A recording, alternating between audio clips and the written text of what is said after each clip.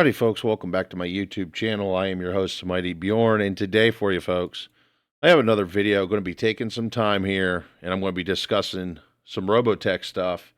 And I'm going to kind of roll this into my Robotech RPG series, but it's not really per se a Robotech RPG because what I'm going to do is I'm actually going to take some time and discuss a bit about the global war, essentially the war that was happening before the crash of the SDF-1. Um, and essentially, the reason I'm kind of doing this is to kind of maybe put together the pieces that we do have, because we really don't have a lot on what was going on before the crash of the SDF-1. And I mean, it was huge. It was a world changing event that happened. Well, like I said, we don't have a whole lot about the global war itself. We know it started in 1995 and it proceeded until the crash of the SDF-1. Um, and essentially, we have little snippets of information from the show, Wikipedia pages, timelines, etc. And I'm going to try to compile together of just different things that we do know.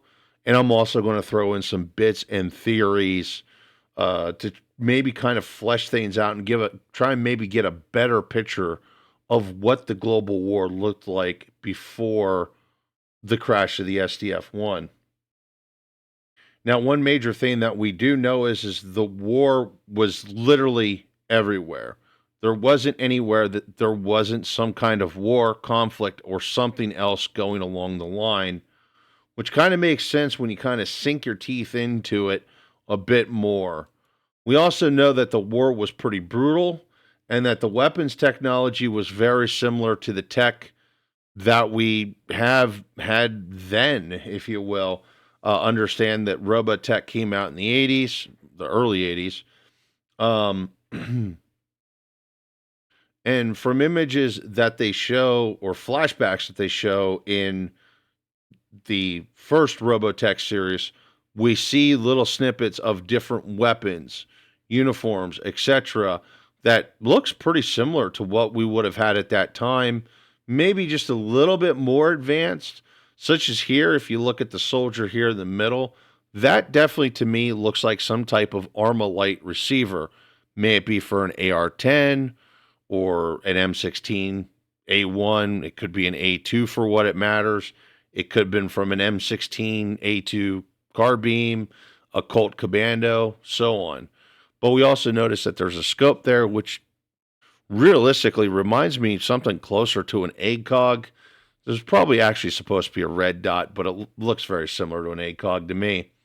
And then some of the other images that we have too, such as this one here, we got helicopters in the air, and they look pretty similar to a Hind, which kind of gives me a rough idea of who was fighting in the war, or at least who the thoughts was about the war.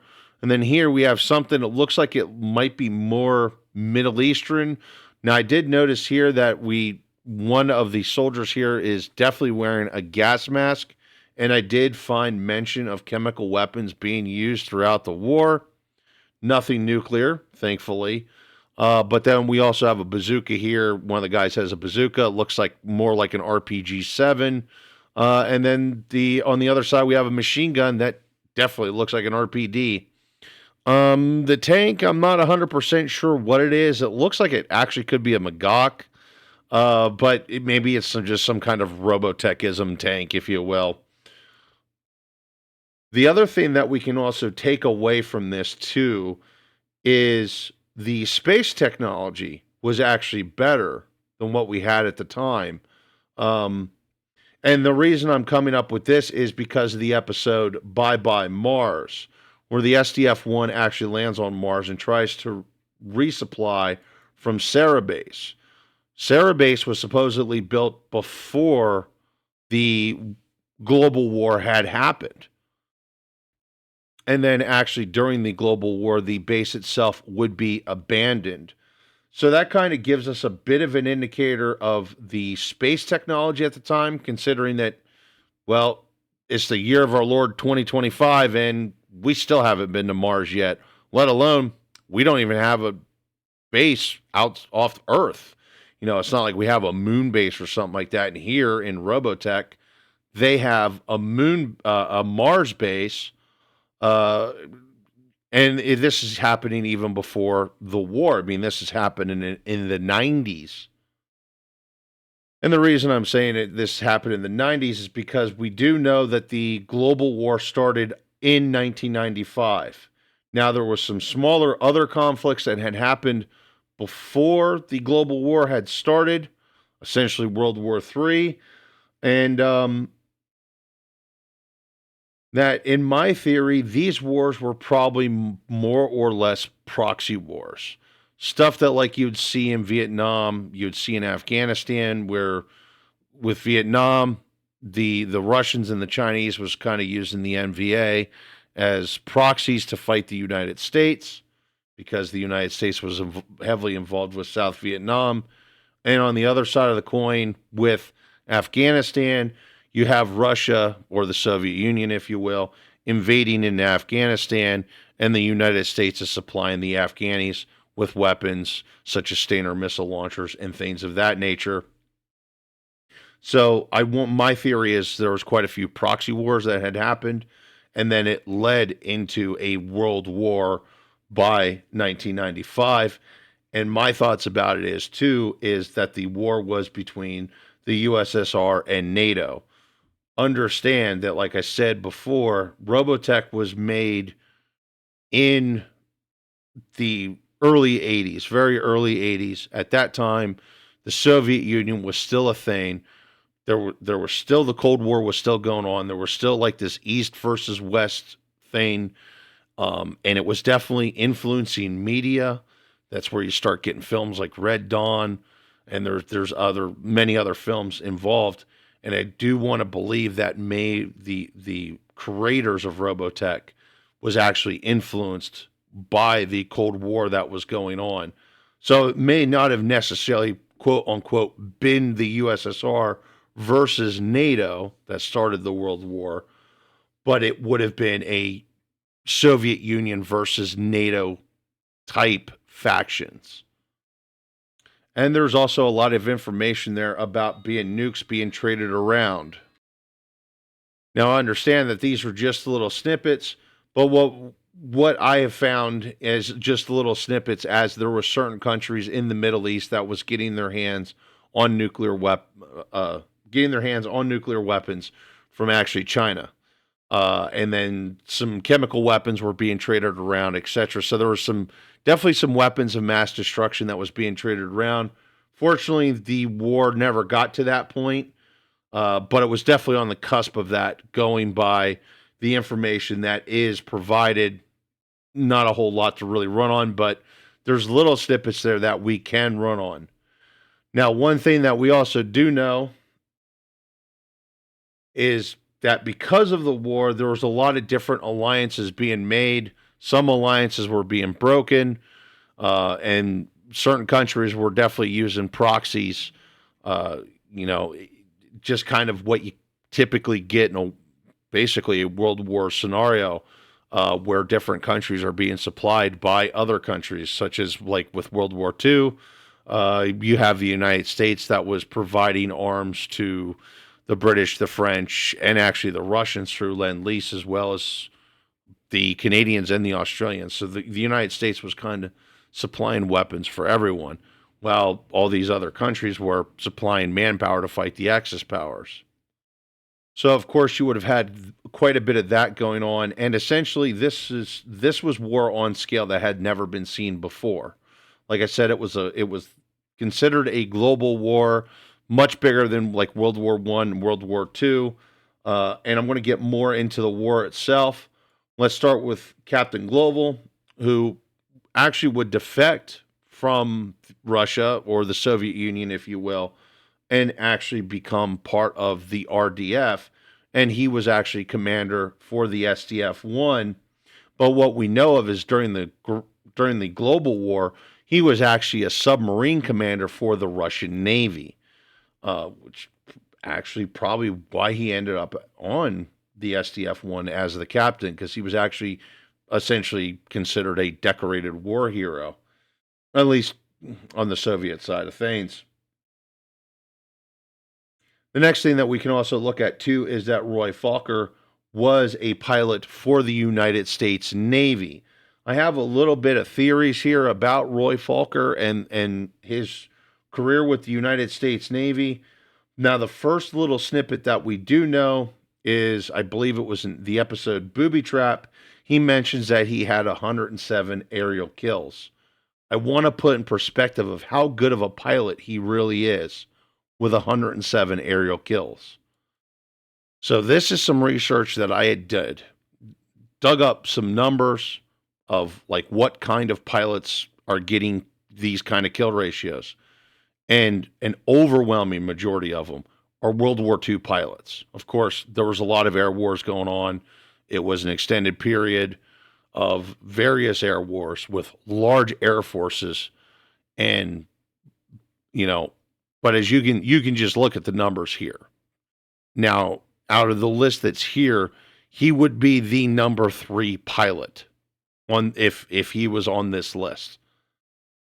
So just trying to put in perspective of how great of an exceptional pilot he actually is. And I also want to throw out there too that there's actually fighter pilots out there that have had full length Navy pilot careers or Air Force pilot careers that has never actually scored an aerial kill or even fired a shot in anger. So I want to put that out there. And I'm talking fighter pilots. I'm not talking like a C-130 pilot or something like that. I'm talking full career pilots. Now, the next thing that we also know about the war, too, is that also Jack Archer was also part of the war. However, he was a mercenary pilot. So considering that he was a mercenary, and apparently he was a mercenary for both sides, there was a high demand on both sides for trained and skilled pilots. So between Jack Archer being a mercenary pilot and the amount of aerial kills that Roy Fokker has, that gives me a pretty good indication that there was huge aerial battles, which kind of also feeds into my whole thing about it looks perceivably like it was a war between NATO and the Soviet Union. Because essentially the theory is there wouldn't for if World War III had broken out, there wouldn't have just been a massive ground war all over the place. There also would have been massive aerial wars that would have took quite a bit of time for essentially one air force to try to dominate the other, and realistically, it didn't look good when you look at the theoreticals anyway of what would happen during World War III. Now, the next thing I want to throw out there is we do know that Roy was a U.S. Navy pilot. I have a theory that both the F-14 and the F-18 did exist in the Robotech timeline, or at least planes that are very similar to the F-14 and the F-16 or the F-18. And I do believe Roy had flown. I feel my headcanon says he flew an F-14, but he might have actually flown an F-18. And the only reason I say that is when you look at the Valkyrie, understand that this is the YF-1, which is the prototype of the Valkyrie. You can actually see little snippets there of, well, it looks like they kind of did this, took this from the F-16 and tweaked, or the F-18 and tweaked it a little bit. Especially when it comes to the tail wains, how they're not quite straight up. They're actually on a slope. There's a slight angle, if you will. But then it's also got a swept wing design. It's also got a wide fuselage like the F-14 has. But then you got a single seat pilot jet. Well, I guess you can call it a mech, flying mech, if you will. Very similar to what you have with an F-18. So I kind of feel like whoever the creator, when he was designing this, he was influenced by the F-14 and maybe a little bit by the F-18. And with all that being said, the next thing I want to point out too is Roy Fokker was actually cherry picked for the YF-1 prototype program, which was Project Valkyrie. I'm actually going to take time and discuss that in a future video. But with that being said, that's one reason why, or another reason why I think he might have flew an F-14 or a similar plane, maybe an in-universe version of an F-14, if you will, because he was a U.S. Navy pilot and because he was cherry-picked for this program. He would have essentially a better awareness of how to handle a sweep wing designed Valkyrie than, say, if he flew, I don't know, an A6 Intruder. Which also, with that being said, gives me it kind of concretes my opinion even more that he was an exceptional pilot in the universe of Robotech, because he would be selected for the YF-1 prototype program, Project Valkyrie, but then he would also be the first receiver of a VF-1S, which is the best version of the Valkyrie, if you will. There wasn't a whole lot of the VF-1Ss produced, which gives me an even more concrete opinion that he is, in his universe, essentially a top-rate pilot. And I also want to throw out there, too, that he more than likely was a Top Gun, just because he was a U.S. Navy pilot, and that's kind of like their school you go to become a really great pilot. Now, I want to roll back onto another thing, and that's got to do with the USSR, and this is what makes me believe and concrete even more that the USSR did exist in the Robotech universe. And what it actually has to do with is the EPSIS, or Eastern Bloc of Soviet Independent States. This was actually essentially a reunion of the Soviet Union, if you will, after the invasion of the Masters, but before the attack of the Invid. And they were essentially a total authoritarian state, going by what lore is out there for them. And they would even have their own mech and Veritech designs. And they had been working on this stuff during the whole time, from what it looks like. So even though it kind of perceivably looks like that after the crash of the SDF-1, the Soviet Union had dissolved, it looks like the Soviet Union had been really doing nothing but sitting back, licking its wounds, and paying attention to what's going on. And then when they saw their opportunity to essentially reband and re-rise up again, they took that opportunity, and essentially that opportunity had come with the invasion of the Masters, because by that point, there really wasn't much left of the RDF. The Southern Cross, even though they had won the war against the Masters, had suffered heavy casualties. And, well, in general, the Robotech Defense Forces was pretty much on the back foot, which is one reason why the Invid invasion happened, or it happened the way it did, which is pretty much humanity got their teeth kicked in really quick. However, except for not for EPSIS, because EPSIS actually worked as enforcers for the Invid, even on American soil. So that makes me believe even more that essentially the Soviet Union in the Robotech universe was a real thing before the crash of the SDF-1, and essentially they would become a thing again after the crash of the SDF-1. But anyway, folks, before I leave you with something a little nice, I'm going to wrap the video up at that, and just kind of leave you with a little bit of a present to enjoy.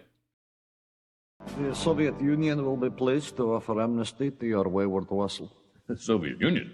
I thought you guys broke up. Yes, that's what we wanted you to think.